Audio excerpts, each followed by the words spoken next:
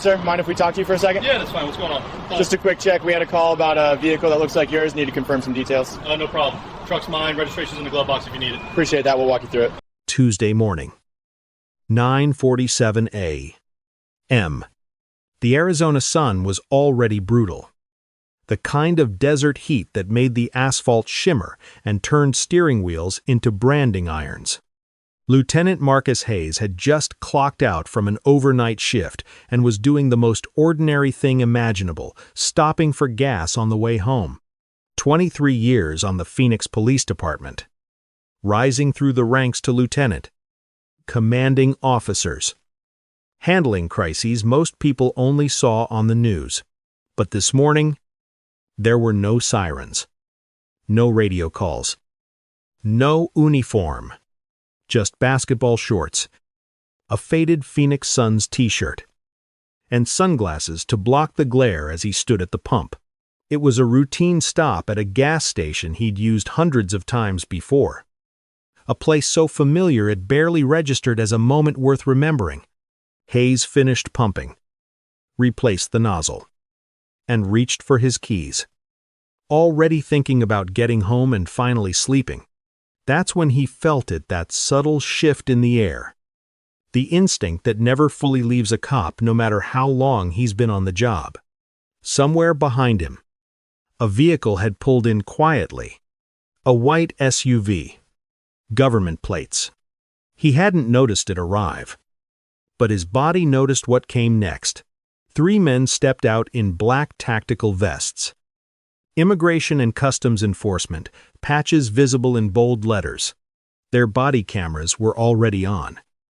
Small red lights blinking, recording everything. They moved with purpose, spreading out as they approached. Not casual, not curious, deliberate. In that moment, this stopped being a forgettable gas station visit. What Hayes didn't know yet was that those cameras were about to capture one of the most expensive mistakes federal agents would ever make in Arizona.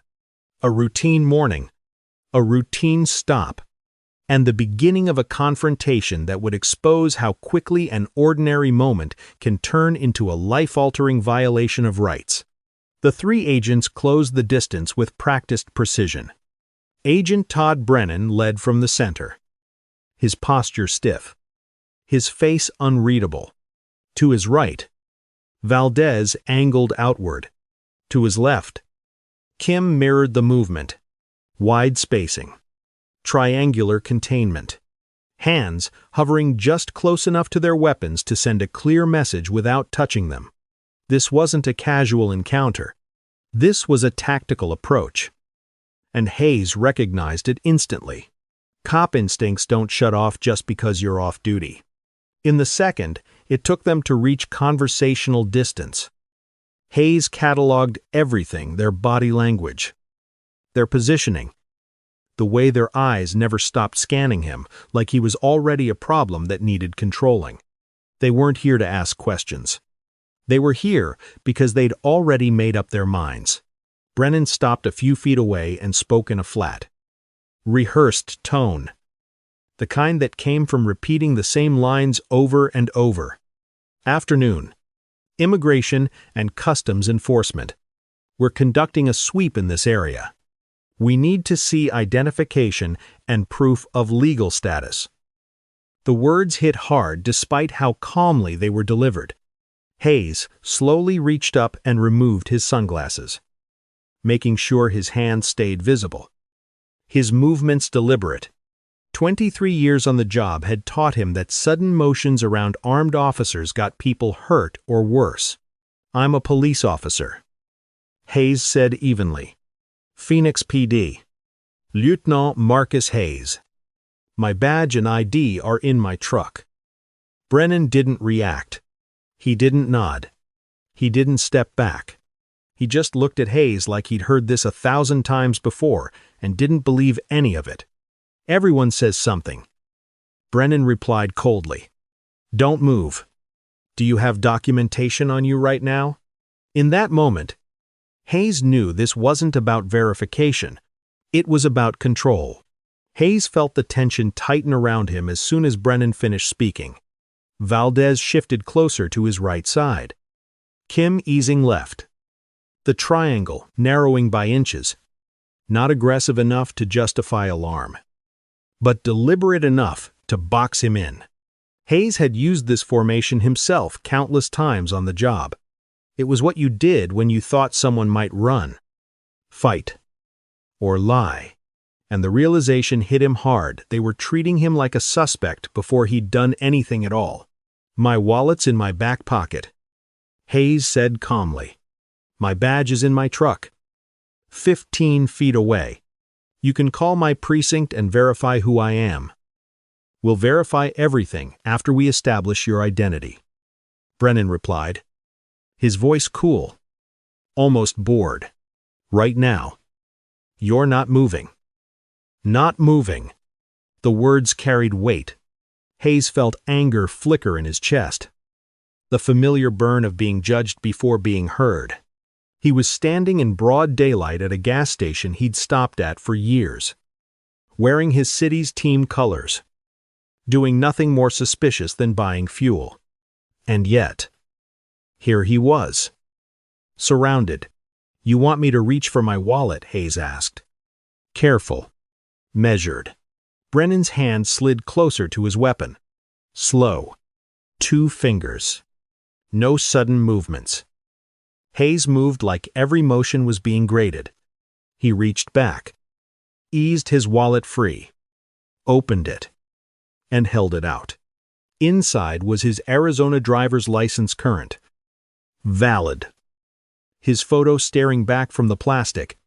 Brennan took it, glanced at it briefly, and handed nothing back. "This doesn't prove citizenship," Brennan said flatly. The sentence landed heavier than any shout could have. In that moment, Hayes understood something had shifted. This was no longer a misunderstanding. This was something else entirely. Brennan didn't raise his voice. He didn't need to. "I need a passport, a birth certificate, naturalization papers," he said, examining Hayes's license like it was meaningless. "Something that proves you have a legal right to be in this country." For a brief second, Hayes just stared at him, stunned by how casually the words were delivered. "I was born in Tucson," he said slowly. "My father was born in Tucson. My grandfather was born in New Mexico before Arizona was even a state. I'm a natural-born citizen. And I'm a Phoenix police lieutenant." He gestured toward his truck, still parked at the pump behind them. "My badge is in that vehicle. My service ID is in the console. Let me show you." Brennan shook his head and slipped Hayes's driver's license into his pocket. No explanation. No acknowledgement. Just possession. Later. It would be written up as procedure. Right now. It felt like theft. "You're not going anywhere until we verify your status," Brennan said. "Are you detaining me?" Hayes asked, his voice firm now. "On what grounds?" The gas station had gone quiet. A woman a few pumps down had stopped filling her tank. Her phone raised. A man exiting the convenience store slowed, eyes locked on the scene unfolding. Hayes could feel the weight of witnesses forming, the moment shifting from private encounter to public record. "What reasonable suspicion do you have?" Hayes continued. "That I'm here illegally besides the color of my skin." The question hung in the heat, unanswered. Valdez broke the silence first. "We're conducting an operation in this area," he said, stepping half a pace forward. "We've received intelligence regarding illegal employment." Hayes let out a slow breath. "Illegal employment," he repeated. "So you saw a black man at a gas station buying fuel and decided that was your intelligence?" Brennan's jaw tightened. "That's not what we're saying." "It's exactly what you're saying," Hayes replied, his voice steady but edged with something sharper now. "I'm not at a job site. I'm not working. I'm pumping gas. And you still demanded papers. Phones were fully out now. The woman filming had shifted closer. Her camera locked on Brennan's face. Another car slowed as it passed. The driver craning his neck to see what federal agents were doing to a man standing at a pump. "Turn around," Brennan said suddenly. "Hands behind your back." Hayes didn't move. He didn't raise his voice. He didn't step away. "Call my precinct," he said instead. "Central Phoenix. Ask for Captain Williams. Tell him you've got Lieutenant Marcus Hayes detained at a shell station on McDowell. See what happens." Brennan reached for his cuffs. The metal glinted in the sun. That's when Hayes knew this had crossed a line that couldn't be uncrossed. This wasn't about verification anymore.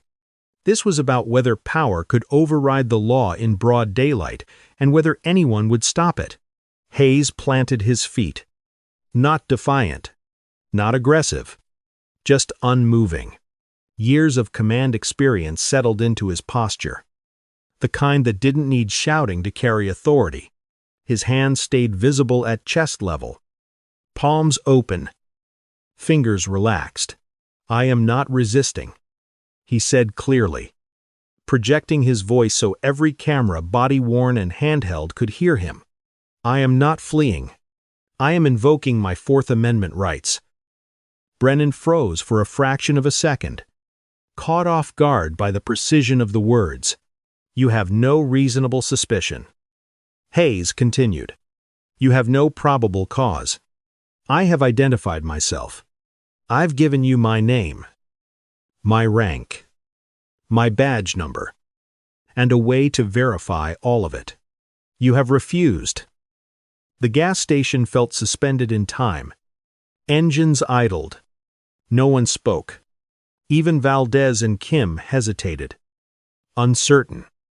Glancing between Brennan and Hayes. "I am a Phoenix Police Department lieutenant," Hayes said, his voice calm but unyielding. "If you put your hands on me without lawful cause, you are committing assault on a peace officer. And it's all being recorded." Brennan opened his mouth, then closed it. This wasn't how these encounters usually went. People usually complied. People usually got scared. People usually got in the vehicle and trusted that things would get sorted out later. But this man wasn't confused. He wasn't panicked. He was documenting them in real time. "We have authority," Brennan finally said, more to convince himself than anyone else. "You have authority." Hayes replied instantly. "To stop people based on specific, articulable facts. So tell me, what are they? What about me? Standing here buying gas justified this stop." The question landed hard, and Brennan had no answer. The silence that followed was the moment everything tipped, when hesitation turned into frustration. And frustration turned into the decision that would cost the government millions. Brennan's face hardened. Whatever doubt had flickered in his eyes was gone. Replaced by resolve, the kind that comes when someone decides to push forward rather than admit they're wrong. He raised his radio and spoke into it. His voice clipped and official. Subject is resisting detention. The words were false, and everyone there knew it. Hayes hadn't moved, hadn't threatened, hadn't raised his hands in anger. But the phrase did what it was meant to do. It justified what came next. "Secure him," Brennan ordered. Valdez and Kim moved at the same time, each grabbing one of Hayes's arms. Hayes didn't swing, didn't pull away. He didn't help either.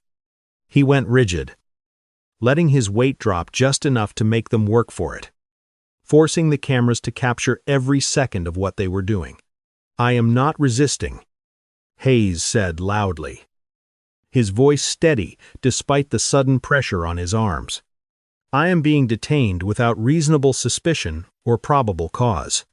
My name is Lieutenant Marcus Hayes, Phoenix Police Department. Badge number 2000 847.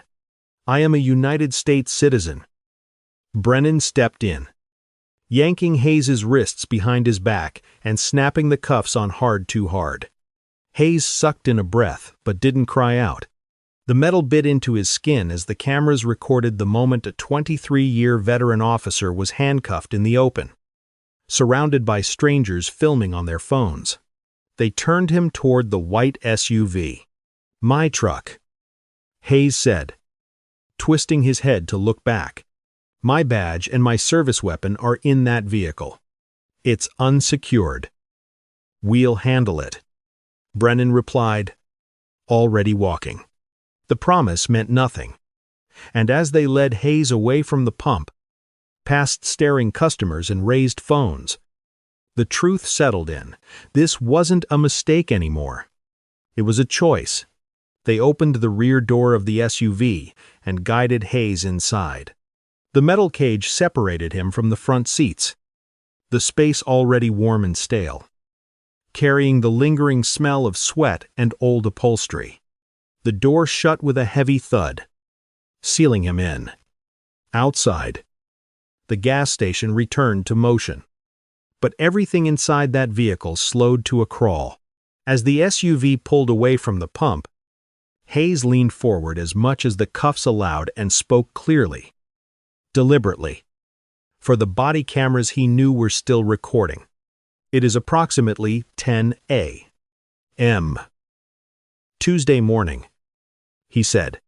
"I am being detained by Immigration and Customs Enforcement agents without reasonable suspicion or probable cause." Valdez glanced back at him.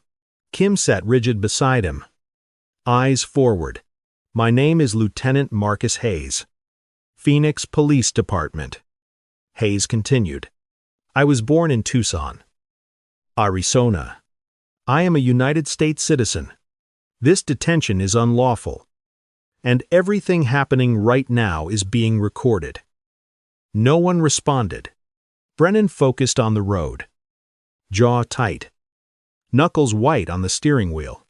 The SUV merged into traffic on McDowell Road, leaving Hayes's truck behind at the pump, keys in the ignition, badge and service weapon still locked in the console. The ride lasted nearly half an hour. Hayes fell silent after his statement, breathing slowly, forcing his heart rate down. He'd spent decades putting people in the back of cars like this, telling them to relax, telling them everything would be handled downtown. Now he understood how empty those words could feel. When the SUV turned into the secured garage of the ICE field office, Hayes straightened his back. Whatever came next, he knew one thing for certain. This ride, this silence, and this unlawful detention were about to follow these agents for the rest of their careers. They escorted Hayes through the secured entrance and into the ICE field office, still in cuffs, still treated like a detainee. The building hummed with the quiet efficiency of bureaucracy, phones ringing, keyboards clicking, agents moving through hallways with practiced indifference. No one looked twice. To them, he was just another body being processed. Hayes was led into a small holding room. Concrete walls, a metal bench bolted to the floor, no windows. Brennan removed the cuffs and stepped back. "Someone will be with you shortly," he said, his tone flat. Hayes rubbed his wrists, red marks already forming. "You want to make that call to Phoenix PD now?" he asked. "Central Precinct. Captain Williams." Brennan didn't answer. He closed the door. Minutes stretched into an hour, then 2. Hayes sat alone, listening to muffled voices outside. The shuffle of boots, the opening and closing of distant doors. No explanation, no update, just silence. The kind designed to break people down, to make them doubt themselves, to make them compliant. Hayes didn't doubt himself. He knew exactly what had happened and exactly how wrong it was. He replayed the stop in his head, the questions, the refusal to verify, the cuffs. He'd been on the other side of rooms like this his entire career. He knew the rules, and he knew they'd been violated.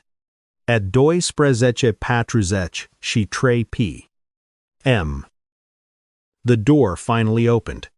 A man with supervisory insignia stepped inside, followed by Brennan, who now avoided Hayes's eyes. "Mr. Hayes," the supervisor said carefully, "there's been a situation. We've verified your identity." Hayes stood up slowly. "You mean you finally made the phone call?" he said, "and found out I'm exactly who I said I was?" The supervisor cleared his throat. "You're free to go," he said, choosing his words with care. "We'll arrange transportation back to your vehicle." "Free to go," Hayes repeated, his voice flat. After 3 hours in a holding cell, the supervisor nodded stiffly. "We apologize for any inconvenience." "Inconvenience," Hayes said quietly. "You handcuffed a police lieutenant, detained him without cause, and left his vehicle unsecured at a gas station with a weapon inside. That's not an inconvenience. That's a civil rights violation." No one argued. They couldn't. The facts were already recorded. They drove him back to the Shell station in uncomfortable silence. Hayes's truck was still there, untouched, sitting at the same pump where his morning had gone sideways. He checked the console. Badge still inside. Weapon secured. Nothing disturbed. He stood for a moment in the heat, breathing, letting the reality of what had happened settle into something solid. Instead of going home, Hayes drove straight to Phoenix Police Department headquarters. He walked into Captain Williams's office, still wearing basketball shorts and a Suns t-shirt. Williams looked up, started to smile, then saw Hayes's face. "What the hell happened?" he asked. Hayes told him everything. The stop, the demands for papers, the cuffs, the holding cell, the 3 hours of silence. Williams's expression darkened with every sentence. "They detained you for being brown," he said finally. "That's it." He reached for his phone. "You're calling a lawyer? And so am I. This isn't going away." The lawyer Hayes called was Amanda Torres, a civil rights attorney known for taking on federal agencies and winning. She listened without interrupting, taking notes as Hayes laid out every detail, from the moment the SUV pulled in to the moment the holding cell door closed. When he finished, there was a brief pause on the line. They recorded all of it. She said, "Finally, that's their mistake." Torres filed requests for the body camera footage, dispatch logs, and internal communications. When the video arrived, it was worse than Hayes had even remembered. 3 clear angles showing him calmly identifying himself, offering verification, invoking his rights, and 3 agents ignoring every word. Audio captured Brennan's refusal to call Phoenix PD, the false claim that Hayes was resisting, and the moment his driver's license was pocketed without cause. Within weeks, Torres filed a federal lawsuit, Lieutenant Marcus Hayes versus the United States of America, Agent Todd Brennan, Agent Luis Valdez, and Agent Jennifer Kim. The complaint alleged unlawful detention, false imprisonment, racial profiling, and violations of the Fourth Amendment under color of law. Hundreds of pages of evidence were attached: video, witness statements from the gas station, Hayes's service record, and his birth certificate proving citizenship. The government's first offer came fast: $75,000. Torres rejected it without countering. They came back with $300,000. Still no admission of wrongdoing. Still an insult. "We're going to trial," Torres told them. And a jury is going to see exactly how your agents treated a police lieutenant for buying gas, while black. The case moved forward. And as word spread, what started as a gas station stop became a national reckoning. The trial began 19 months later in a federal courtroom in downtown Phoenix. And from the first day, it was clear this case was bigger than Marcus Hayes. The gallery was packed.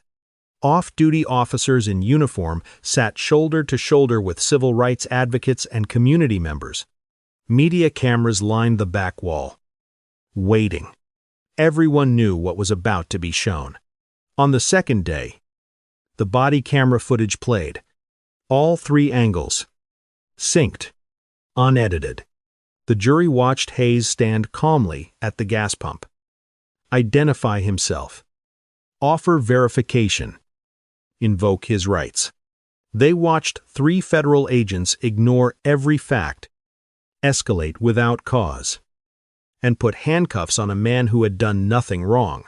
When the video ended, the courtroom was silent. One juror shook her head slowly. Another crossed his arms and stared at the floor. Hayes testified over 4 days. He spoke about his career, his service, and the humiliation of being treated like he didn't belong in his own city. He described the fear he felt sitting in the back of that SUV, wondering how far this could go. "I've been a cop for 23 years," he told the jury. "I know what reasonable suspicion looks like. They didn't have it. They had my skin color." The jury deliberated for 8 days. When they returned, the verdict was unanimous. Liable on all counts. The damages phase followed. And when the numbers were read, the room went still. $9.4 million in compensatory damages, $4.5 million in punitive damages, $13.9 million. The agents were reassigned. Policies were reviewed. Statements were issued. Hayes retired early and used part of the settlement to fund legal defense for people detained without cause. Because he understood something now. If a police lieutenant can be stopped and asked for papers at a gas station, anyone can. And in a country where that's possible, the only real protection is accountability and the courage to say, "Enough."